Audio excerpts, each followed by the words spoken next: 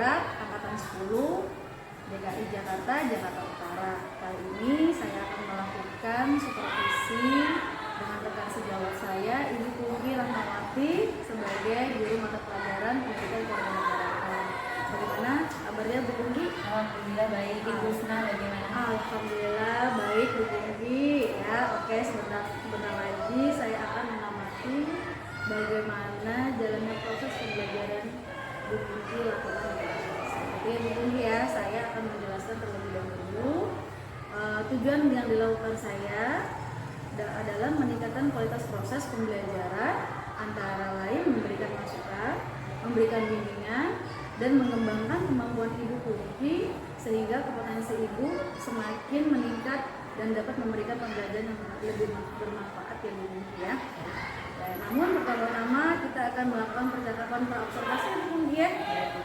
Setelah terlebih dahulu sebagai bentuk persiapan agar Bu Pungki lebih siap dan percaya diri dalam melakukan belajar mengajar di kelas seperti itu. Saya ingin menanyakan beberapa hal terkait tentang supervisi kita hari ini. Yang pertama, materi yang akan diajarkan sebentar lagi apa ini?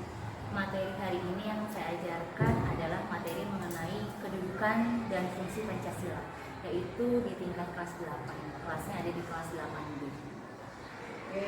Kelasnya kelas 8B ya Bu ya, kedudukan Pancasila di negara di Indonesia. negara Indonesia. Bagaimana nih dengan tujuan pembelajaran yang ingin Bu Pungki capai? Untuk tujuan pembelajaran ada 3 poin. Yang pertama, saya mengharapkan nanti peserta didik itu mampu menjelaskan kedudukan dan juga fungsi Pancasila yang berhubungan dengan Pancasila sebagai sumber dari segala sumber hukum. Lalu yang kedua adalah nantinya peserta didik mampu menghayati kedudukan dan juga fungsi dari Pancasila sebagai sumber dari segala sumber hukum. Dan yang terakhir adalah peserta didik nanti mampu untuk dapat mengamalkan nilai-nilai Pancasila sebagai sumber dari segala sumber hukum di dalam kehidupan sehari-hari. Baik, berarti ada 3 capaian ya Bu Pungki ya. Yang pertama adalah mengamalkan dan menghayati, lalu murid juga mengetahui kedudukan sebagai Pancasila sebagai sumber hukum gitu ya Bu Pungki ya. Nah, jadi selanjutnya Bu Pungki, area pengembangan yang hendak Bu Pungki lakukan apa ya Bu?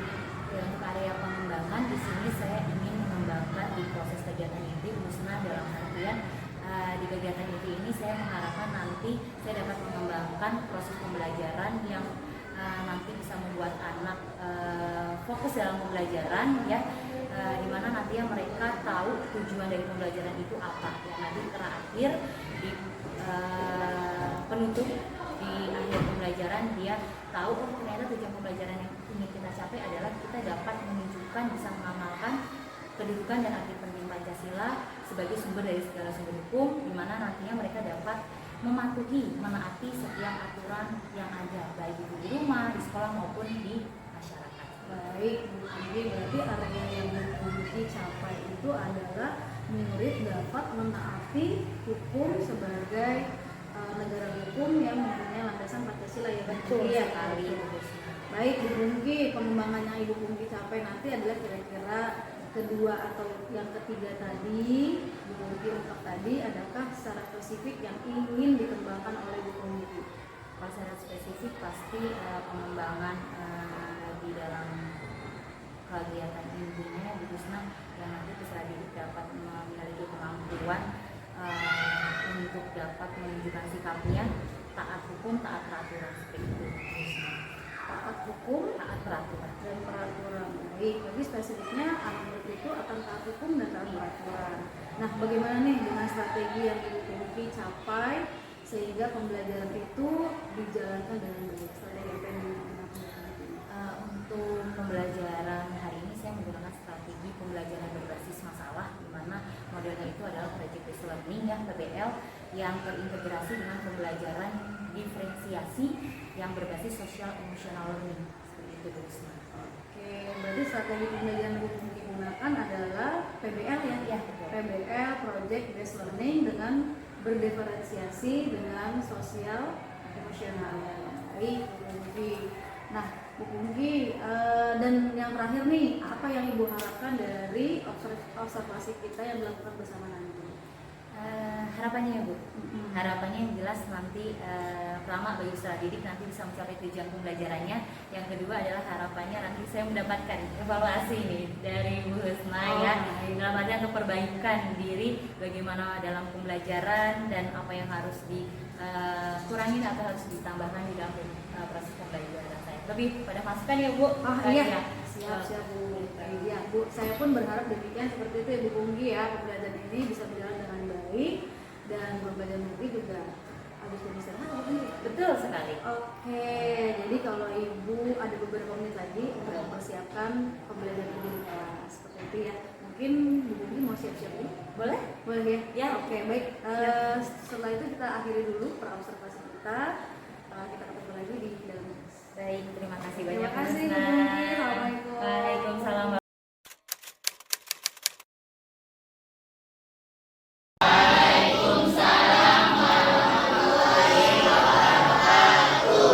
Selamat pagi semua. Pagi Bu. Hari ini bagaimana kabarnya? Baik. Sehat? Sehat. Sudah tadi istirahat? Sudah.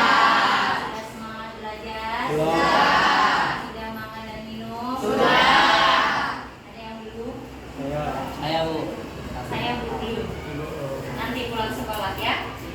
Oke, anak ibu, alhamdulillah hari ini kita ketemu lagi di dalam pembelajaran PKN ya. Hari ini hari Jumat tanggal 26 Juli 2020. Sebelum masuk ke dalam pembelajaran, ibu mau absen terlebih dahulu karena ada muka yang baru masuk nih. Sudah senyum-senyum anaknya, oke? Ibu absen terlebih dahulu yang bernama Akmila, hadir tidak? Oke, ada. Lanjut kembali Alvino. Mana? Oh ya, Alvino. Lalu Alian Jani. Oke, good. Lalu lagi ada Artika. Oke. Ada si Ayu Rahmawati. Oke, ada. Lalu si Bilqis Aulia. Clarissa Sanjono. Dodi Pratama, Dodi, Edo, Alfian, Fabio, Fadil Anur, Vika Julianti, Indri Anggraini. Sehat? Baik kabarnya? Semangat belajarnya? Ini yang ditunggu-tunggu, Indri, Intan, ada Jovi, ada Hiranaya, Maisya Rahel, Muhammad Yusuf, Muhammad Kurniawan, Muhammad Rizky Ramadhani, Nur Laila, Primas Tristan, Putra Ramadhani, Raditya Bagas, masuk sakit. Oke, Rio Okta. Oke, ada. Lanjut kembali Rizky Mahesa Putra, Silvi Nur Afni, Siti Aisyah, Siti Sulastri, Syakila Widolaya. Tunjuk tangan yang benar. Saya Bu. Tegar Fatul, Vanessa Queen, Vino Surya. Hadir Bu. Oke. Violin, Yuniasti Zaskia, Zahra Auli. Masuk semua sudah dipanggil ya yang hari ini hadir. 8B di luar total 36 ya. Anak ibu, sebelum kita mulai pembelajaran biasa kita melakukan pembiasaan nyanyi dulu. Kemarin sudah nyanyi yang diwakili oleh siapa? Oh tidak ya? Kemarin kita nyanyinya judulnya apa? Garuda Pancasila ya? Nah, sekarang kita bernyanyi dari Sabang sampai Merauke.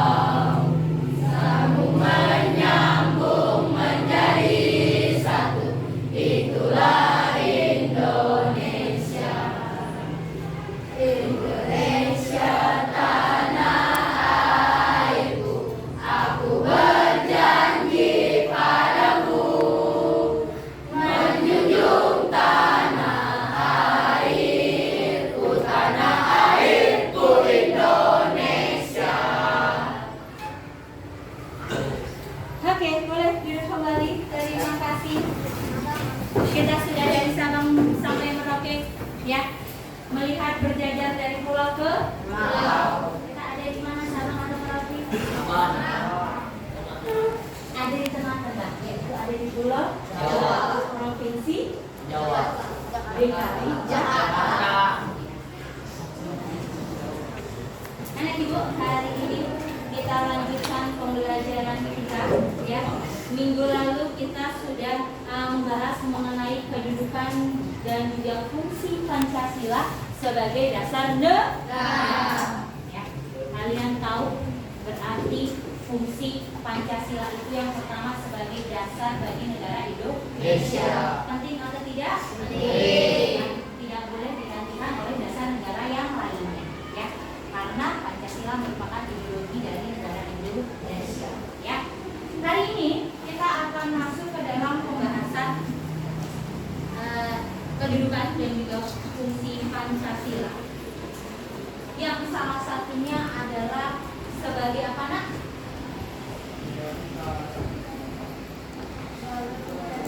Sumber dari segala sumber hukum.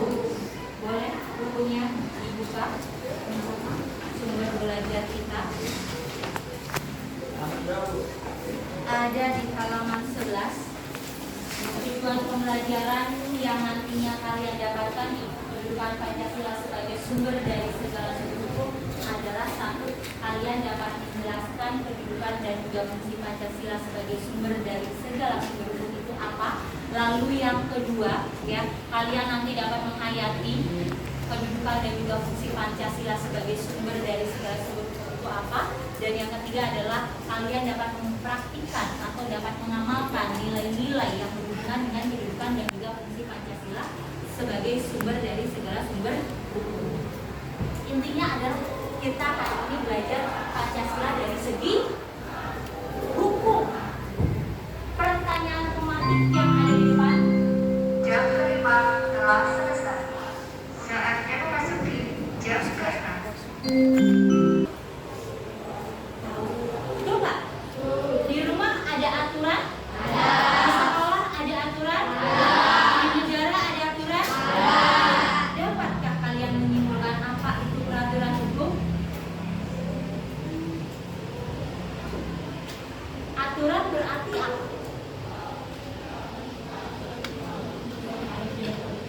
Harus dipatuhi. Karena kalau tidak dipatuhi, kenapa?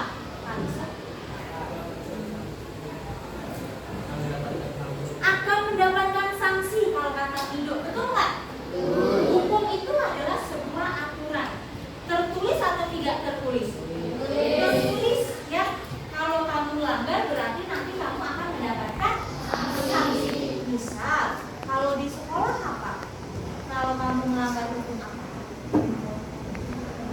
Kalau kamu terlambat menyalahi aturan tidak? Masuk pukul 6.30 tapi kamu masuk pukul 7. Apa yang terjadi? Diberikan sanksi tidak? Ya. Kalau kata Edo diomelin. Selain diomelin diapain lagi? Disetrap. Diberikan sanksi oleh guru bimbingan konseling, ya? Lalu lagi diperingati, ya. Kalau terus menerus nanti dipanggil orang tua, ya tidak? Ya. Kalau di rumah apa hukum kalau kamu melanggar misalnya? Nggak boleh pulang malam. Kalau pulang malam nanti sapu melayang. Ya. Oh, tidak boleh masuk ke dalam rumah. Berarti kamu semalaman di luar. Dikunciin. Benar, pernah terjadi. Luar biasa, ya. Aturannya paling lama pulang jam berapa? Jam 10. Berarti kalau lewat jam 10 itu rumah udah dikunci. Kamu tinggal tidur di luar, ditemani sama nyamuk, sama setan. Kamu takut nggak kalau seperti itu? Enggak. Takut kenapa? Karena sudah ada sanksi yang diberikan. Kalau saya pulang terlambat ke rumah, orang tua pasti akan mengunci, lalu marah, lalu ngomelin saya, betul nggak? Yang akhirnya saya mendapatkan sanksi. berarti kalau kamu sudah tahu sanksinya, berarti kamu mau nggak melanggar? Di sekolah kalau sudah tahu dia harus 6.30, berarti kamu 6.30 sebelum itu harus kalau tidak pasti akan mendapatkan sanksi. Berarti kalau berbicara peraturan hukum itu merupakan suatu aturan yang dibuat oleh siapa? Kalau di negara lembaga yang berwenang. Siapakah yang boleh membuat hukum? Pemerintah, betul nggak? Kalau nggak ada peraturan hukum, apa yang terjadi di negara kita? Kacau. Apalagi dong? Hancur negara. Lalu apa lagi? Kenapa? Terpecah belah. Bisa nggak kita hidup tentram? Enggak. Bisa nggak kita hidup damai? Enggak. Tidak bisa. Kenapa? Karena tidak ada hukum yang mengikat kita, yang tidak ada efek jerahnya bagi setiap yang melanggarnya. Tidak. Berarti mohon maaf kalau seperti itu tidak usah ada polisi, ya nggak? Nggak usah ada lembaga yang berwenang, tidak usah ada penjara, ya nggak? Ya. Maka dari itu peraturan hukum itu harus ada di dalam suatu negara dan juga di dalam suatu lingkungan kehidupan, baik rumah, sekolah maupun negara. Ya. Di sini gua akan menyampaikan terlebih dahulu pada kalian awalan mengenai peraturan hukum itu apa. Di sini Ibu sampaikan kepada kalian hukum itu adalah peraturan. Ya. Peraturan itu nggak mungkin hanya satu kan, tapi banyak. Yang dimana peraturan tersebut bersifat memaksa, benar nggak? Mau nggak mau kamu harus patuh. Nanti kalau saya pulang lewat jam 10:05 aja, yang terjadi adalah saya dihukum, diberikan sanksi oleh orang tua. Berarti secara tidak langsung dia memaksa kamu. Yang dimana hukum itu menentukan tingkah laku manusia dalam lingkungan masyarakat yang dibuat oleh badan-badan resmi. Ingat ya, hukum itu hanya boleh dibuat oleh badan-badan resmi yang berwajib dan dimana pelanggaran terhadap peraturan tadi berakibat diambilnya suatu tindakan, itulah yang dinamakan sebuah sanksi, ya, yang akan diberikan kepada pelaku yang melanggar hukum, ya. Jadi betapa pentingnya hukum bagi suatu kehidupan. Tidak ada hukum, negara tersebut, kehidupan tersebut akan kacau balau, ya. Kelas ada aturannya nggak? Ada nggak kesepakatan kelas? 8B pasti ada. Salah satunya apa? Tidak boleh makan di kelas. Oke, betul, ini ada nih. Tidak menyontek saat ujian berlangsung, menjaga kebersihan kelas. Apa yang terjadi kalau ini dilanggar? Pasti ada yang diberikan, gitu ya. Tapi Ibu yakin kelas 8B tidak ada yang melanggar, ya, karena anaknya semua pintar, baik, ya. Kalian ya, oke. Paham semua mengenai hukum, anak Ibu?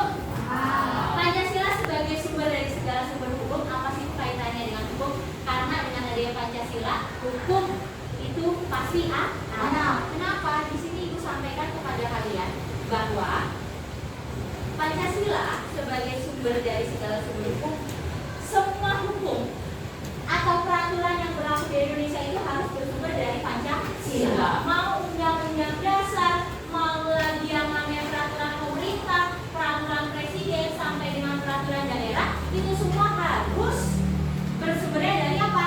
Pancasila. Kok Ibu bisa berkata seperti itu? Iya, karena ini berhubungan dengan pertanyaan tematik yang kedua, ya. Apa maksud dari isi pasal 2 Undang-Undang Dasar Nomor 12 Tahun 2011 tentang Pancasila sebagai sumber dari segala sumber hukum? Maksudnya di sini adalah bahwa Pancasila itu merupakan sumber segala sumber hukum negara. Jika kembali ke teori Hans Nauwiaski, berarti letak Pancasila itu ada pada tataran stans fundamental norm, ya. Ini bahasanya apa Bu? Ada di pembahasan di buku kakek kalian, ya. Kalian boleh melihatnya di halaman 12, ya. Itu ada tingkatan suatu aturan paragraf kedua, yang dimana yang pertama adalah stans fundamental norm, yaitu norma fundamental suatu negara. Yang kedua adalah stans Grant Gates, yaitu adalah aturan dasar atau aturan pokok negara, dan yang ketiga adalah formal basis atau undang-undang, dan yang keempat adalah Beronum Utonom Subjung atau aturan pelaksana peraturan pemerintah peraturan daerah. Bahasanya bahasa asing ya, lebih kepada bahasa Belanda. Kenapa? Karena hukum kita masih terilhami dengan hukum Belanda. Jadi kalian jangan aneh ketika ada bahasa-bahasa hukum yang menggunakan bahasa Belanda gitu ya. Karena Pancasila sebagai sumber dari segala sumber hukum, berarti kalian harus tahu bagaimana tata letak urutan dari peraturan perundang-undangan yang ada di Indonesia. Di buku paket ada tidak?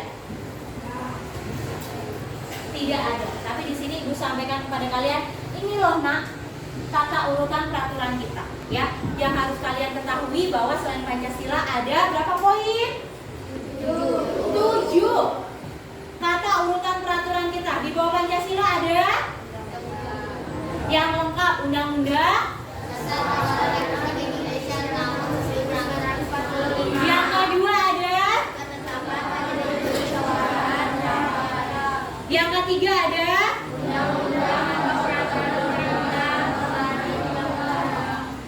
Yang keempat ada. Yang kelima. Yang keenam. Yang ketujuh. Ada 7 poin tata urutan atau susunan peraturan hukum yang ada di Indonesia. Setelah Pancasila kita mulai ada Undang-Undang Dasar, kedua ada ketetapan Majelis Permusyawaratan Rakyat atau lebih biasa disingkat dengan TAP MPR. Yang ketiga ada undang-undang atau UU. Beda ya antara poin 1 dengan poin ketiga. Atau peraturan pemerintah pengganti undang-undang atau Perpu, lalu ada peraturan pemerintah yang disingkat PP, lalu ada peraturan presiden Kepres, ya, lalu ada lagi peraturan daerah tingkat provinsi, yang terakhir adalah peraturan daerah tingkat kabupaten atau kota yang disebut dengan Perda, ya, gitu. Bawahan lagi ada Bu, ada kembali lagi ke mana? Peraturan dari masyarakat, yang dimana setiap masyarakat itu ada rukun tetangga dan juga rukun warga, pasti ada aturannya, gitu, ya. Anak ibu sudah mengerti tata urutan. Jadi Pancasila sebagai sumber hukum itu adalah Pancasila kedudukannya tertinggi dari segala sumber hukum. Boleh membuat aturan yang melewati kewenangan dari Pancasila? Tidak, karena kita acuannya adalah Pancasila. Oke, kita lagi berbicara mengenai sumber dari segala sumber hukum, ya.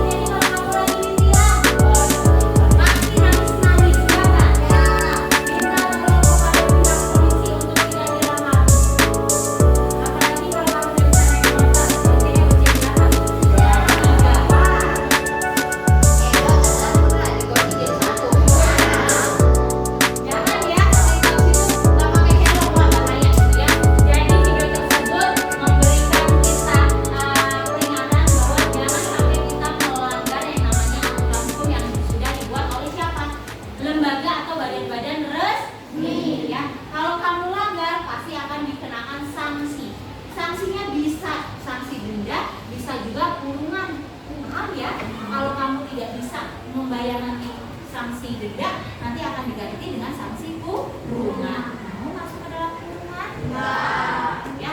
Jadi jangan sampai ketika kamu sudah pintar dan bisa bernegara, jangan kamu masuk ke dalam jalan raya, ya. Yang negaranya kamu nanti akan bertemu dengan pihak polisi. Karena dari segi umur kalian dulu boleh, ya. Karena belum memiliki yang namanya surat izin, ya. Oke, anak ibu, tadi adalah salah satu video aturan hukum yang ada di mana?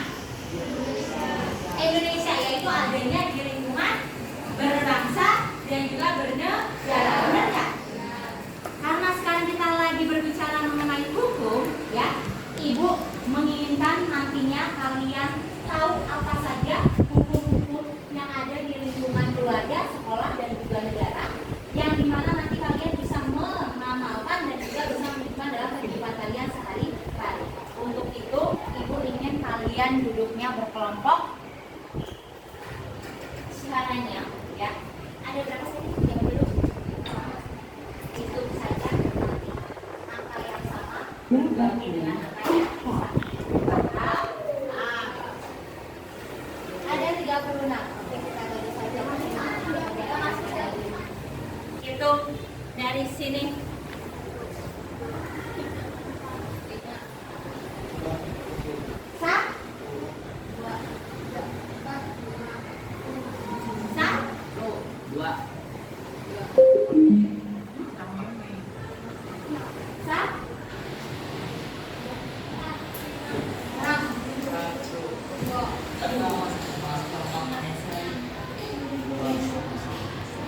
Oke, silakan bergabung dengan angka yang sama.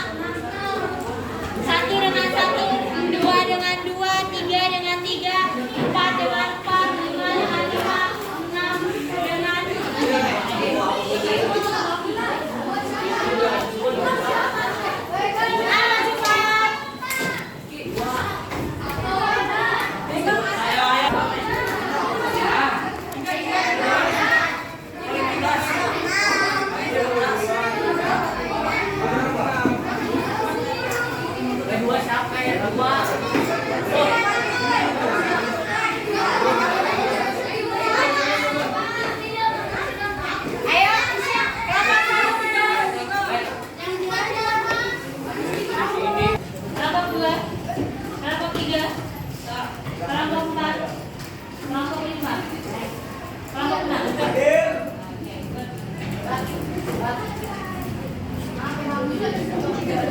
Tadi kalian sudah melihat video yang sudah ibu tampilkan, ya.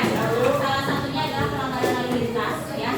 Silakan kalian dengan kelompok kalian, ya, memecahkan sebuah masalah dalam hubungan kehidupan dan juga arti Pancasila mengenai aturan hukum yang ada.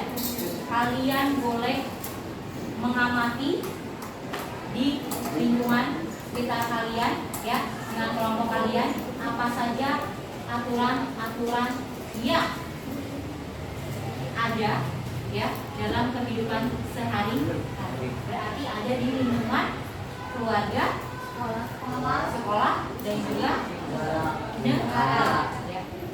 Silakan kalian nanti diskusikan dengan kelompok kalian, ya. Kalian tuliskan dalam lembar. Jadi ada 3 lembar yang aku berikan, oke, lembar kerja kalian, di mana lembar 1 berhubungan dengan pelanggaran aturan hukum di lingkungan keluarga, sekolah, yang 3 baru membaca atau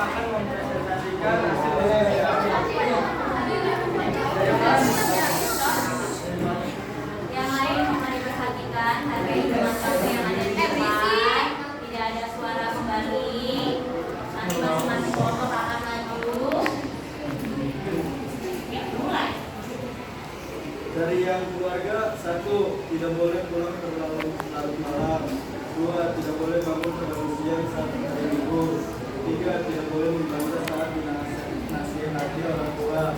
4. Selalu mengikuti orang tua saat mencintai Allah. 5. Selalu membantu orang tua saat kesusahan.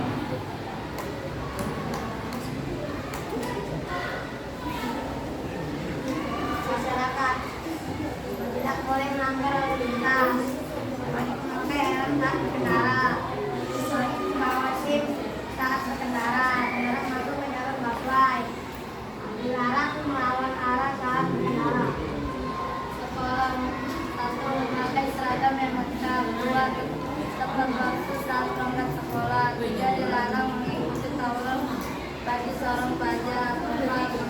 Menjaga ketertiban sekolah. 5. Tidak merokok bagi seorang pelajar. Sekian presentasi dari kami. Wassalamualaikum warahmatullahi wabarakatuh.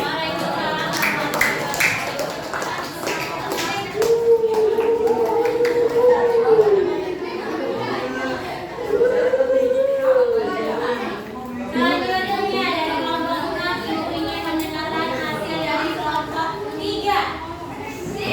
Assalamualaikum warahmatullahi wabarakatuh.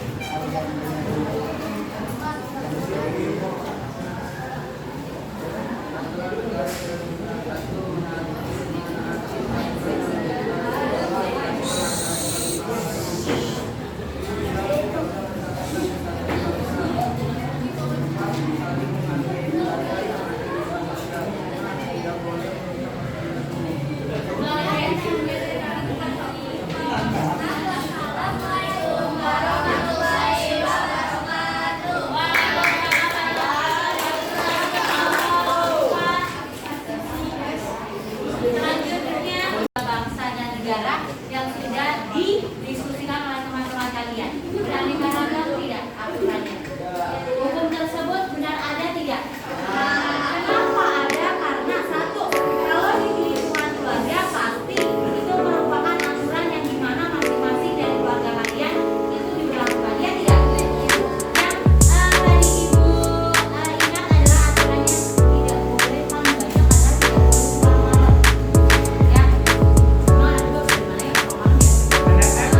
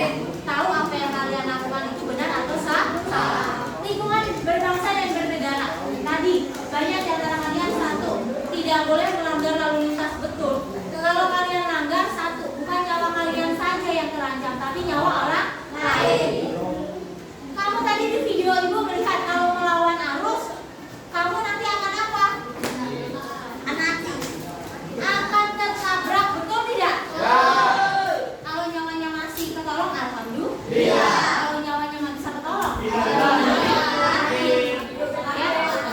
Kamu tabrakan, kamu yang hidup, yang kamu tabrak, bukan nolong atau kamu. Iya kan? Maka dari itu jangan sampai kamu menyalahi aturan yang sudah ada. Kalau nggak boleh lawan arus, ya jangan. Kalau nggak boleh masuk jalur busway, jangan masuk jalur busway. Banyak di antara kita yang nggak ada polisi nih, macet, masuk jalur busway. Apa yang terjadi? Satu, kamu bisa menabrak bus, ya nggak? Busway-nya bisa menabrak kamu gitu. Lalu apa lagi? Di lain sisi kamu secara tidak langsung akan menghambat yang namanya lalu lintas, benar atau tidak? Kamu mau cepat malah jadinya kamu terhambat. Di depan tiba-tiba ada polisi, biasanya kayak gitu enggak? Iya. Maka dari itu jangan sampai kamu melanggar lalu lintas. Aku sebentar doang, udah lawan sebentar nggak pakai helm. Ada yang kayak gitu? Sebentar doang kok ke depan. Ternyata kita nggak tahu apa yang terjadi, kita malah yang ditabrak orang. Kalau kita pakai helm, kita masih aman. Orang lain melakukan kesalahan, kita yang mendapatkan misalnya menjadi korban, tapi kita masih bisa terlindungi karena kita masih mematuhi peraturan. Oke, anak ibu, jadi aturan-aturan itu sangat penting atau tidak? Ya. Kalau aturan itu tidak ada, pasti kehidupan kita akan berkembang, ya. Semua orang itu akan seenaknya, ya. Dari hari ini, ya, kita sudah belajar apa itu hukum, apa itu aturan, ya. Dari lingkungan keluarga, sekolah, sampai dengan lingkungan masyarakat dan juga negara, ya. Begitu banyak aturan yang harus kita taati, karena kalau tidak nanti akan diberikan sanksi, benar tidak? Oke, jadi jangan mencoba untuk melanggar aturan yang sudah dibuat. Hari ini ada yang bisa menyimpulkan tidak apa sih yang bisa kita dapatkan dari materi kita hari ini? Boleh tunjuk tangan?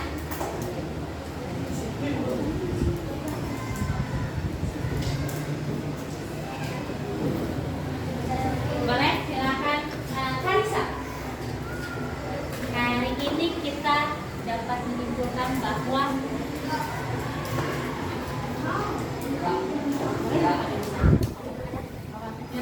berdiri. Ya, apa? Jadi kesimpulannya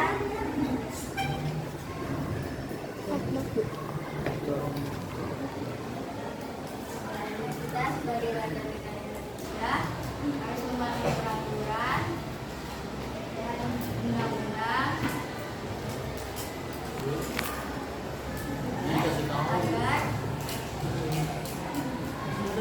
agar kehidupan damai, tentram,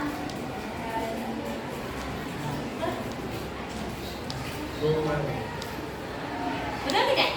Kesimpulan yang Karisa sampaikan, ya, karena kita adalah warga negara Indonesia, kita harus mematuhi hukum yang ada di Indonesia. Kalau tidak kita patuhi, kehidupan tidak akan tertib, tidak akan tentram, ya Kak? Ada lagi yang mau menambahkan? Selain itu, kalau aturan nantinya tidak kita patuhi dan tidak kita taati, yang terjadi adalah perpecahan satu sama lain. Sekolah itu juga ya, ada aturan harus dipatuhi. Oke, anak ibu, hari ini kita sudah belajar mengenai hukum, ya. Kalian juga sudah tahu hukum, tadi kalian juga sudah menyimpulkan, ya. Ibu, di akhir pembelajaran ingin memberikan kalian asesmen, ya. Kalian silakan untuk membuka buku tulis kalian.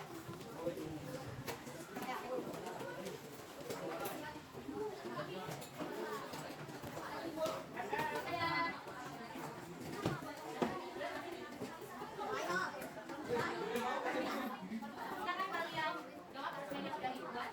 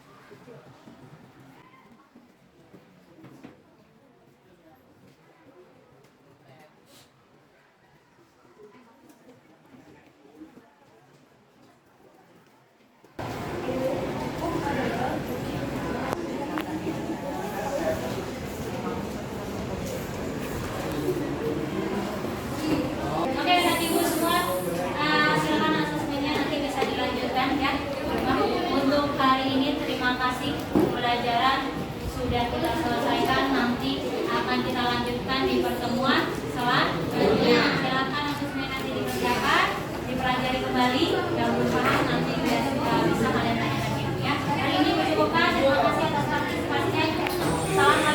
Assalamualaikum warahmatullahi wabarakatuh. Perkenalkan, nama saya Ibu Mutiara Malika. Saya adalah guru mata pelajaran Pendidikan Kewarganegaraan dari SMP Negeri 11 Jakarta. Hari ini saya telah menjalankan coaching dengan salah satu guru CGP Angkatan 10 yaitu Ibu Asmaul Husna Hasyim. Terima kasih. Assalamualaikum warahmatullahi wabarakatuh.